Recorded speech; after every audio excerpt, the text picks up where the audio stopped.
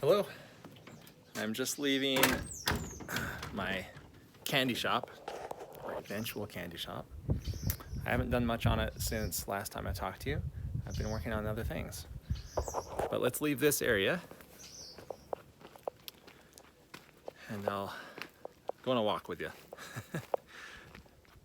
By the way, over here we're planning an 8-foot by 24-foot shed, again within that 200 square foot limit that the county will allow us.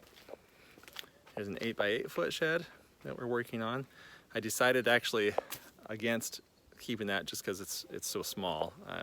Why make it small when I can make it so much bigger, which is why it has a very temporary roof on it. Because I'm going to take it down. And I'm going to walk through. So this is what's going to be the parking lot, and I've got piles of,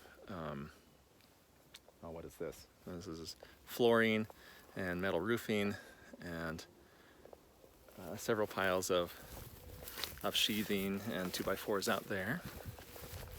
So again, this will be the parking lot for visitors when we have visitors.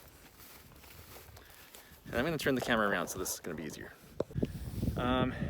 Out here, we don't really have a master plan just yet for this area. What we have been doing is planting trees among all these piles of wood chips. As you can see, this part has been freshly dug, as I'm utilizing that as flower bed topping. You can see that I've planted some trees out here, and they grow really, really well amongst all this mulch. So I know a lot of people say it's dangerous. I can't say I disagree, but I have been using various poisons to kill the grass out here. And once I do that, well, I'll just tell you, it's a really fun thing to be able to just paint as you know, not really painting because you can't see it, it's invisible, but after a week or two, it starts showing up as a pathway. And it's really remarkable how creative you can be with grass poison. So I'm basically sketching my ideas out in the landscape. Here's the back of our property in our neighbor's field. And here's the plan for another shed behind those ones. Today I've actually been working on getting this shed ready to wrap it, to do the house wrap on it. And this is probably the first time you've seen the back side of these. And I'll continue the pathways with gravel through here. And then the train from the train station can be seen over here. So not this half, but that half is going to be where the train will be housed. And I did start to use some grass poison on this area. It's only been about a week though, and the weather's been cold, so it doesn't show up as fast in the cold weather. But you might be able to kind of start to see that there's a curve in that pathway. It goes around here and it meets up. Well, I was going to go this way and then change my mind and thinking it might be better to go this way. So I don't know. Anyway, I sprayed the poison on this side. Nevertheless, let's treat it as if it's going to be either a train path eventually or just a footpath if we change our mind. So you can see that there are several iterations of what I've done here. This was the first time I killed the grass, and then you can see that I widened it the second time. And this one goes back over there. But going back to this path, I actually come out here every morning and go on a little walk. Laura Jean likes to go with the girls on the road, and they go down to the neighbors' little calves and see them. But I like to go on my walk out in the field. partially just because it's fun to be out here in my own property. I think it's fun to just walk around and kind of be creative in my mind with what I could put out here. And some of the things that I've imagined have been, well, first of all, absolutely a fence back here. I've thought of putting some long houses over here, so like 8 by 24 feet, just several of them. So they kind of, in a way, function as a fence, but also a useful thing.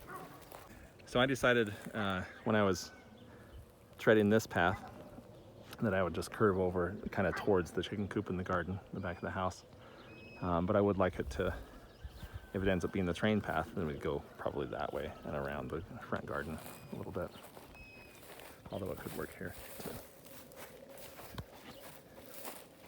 A recent wind totally demolished my greenhouse. I'm gonna try to salvage it, but it may be a lost cause. That's okay. It actually, I'm glad that it's not in the garden anymore. And maybe this would be a good place for a shed anyway. That's only about 8 by 10 feet, and the shed would be 12 by 16. Here's where the shed used to be. This is a new experiment in, I don't know what you'd call it, polyculture or companion planting. So I've got mint, which tends to take over, and these walking onions, which definitely tend to take over, and then strawberries, which also tend to take over. So I thought maybe I would have success with planting them together and see if they compete for space with each other. And our little garden spot. Anyway, this is the path that I usually take every morning. Around to the front yard, past our old apple tree. And this is a little project that Laura Jean and I have been working on for a couple years now. We decided to once and for all get rid of the grass in a few spots where we had clumps of trees, or where we felt like a nice open spot would be pretty. And so we brought in the mulch, the tree clippings from that, and made this really pretty bed. And we were laying out some new pieces of this little border. We finished the border around this one and realized that it looked kind of silly having two of them being bordered the same way. So we're still playing with that. Tags are still on. I'm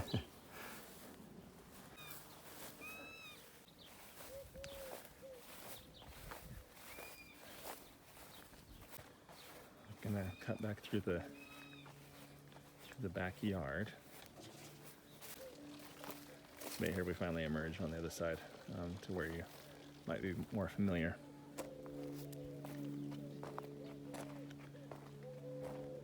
Our weather lately has been really, really weird.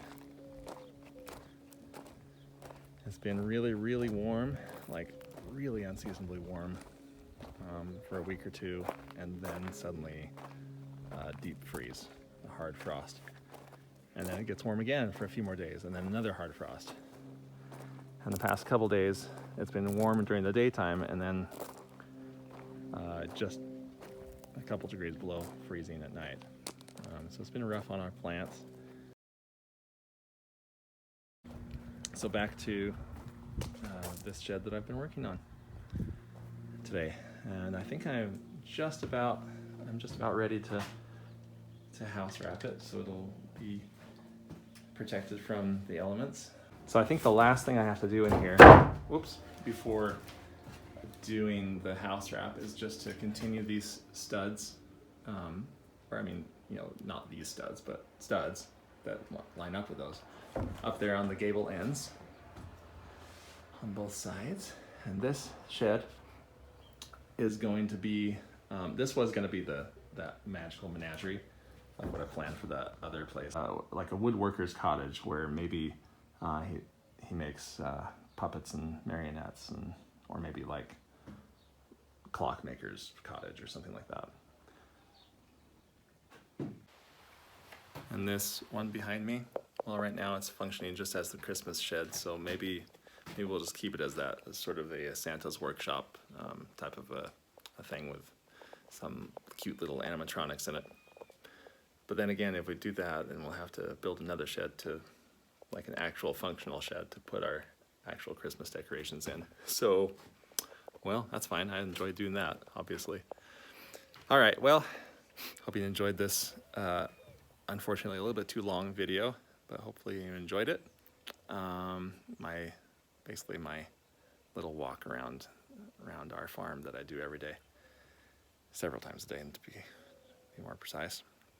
Well, next time I think I'm going to show you, maybe among other things, how I've been landscaping and some of the tricks that I use to not only save money, but to make a few things look like a lot of things. All right, well, enjoy the rest of your day, and I'll be talking to you soon. Bye.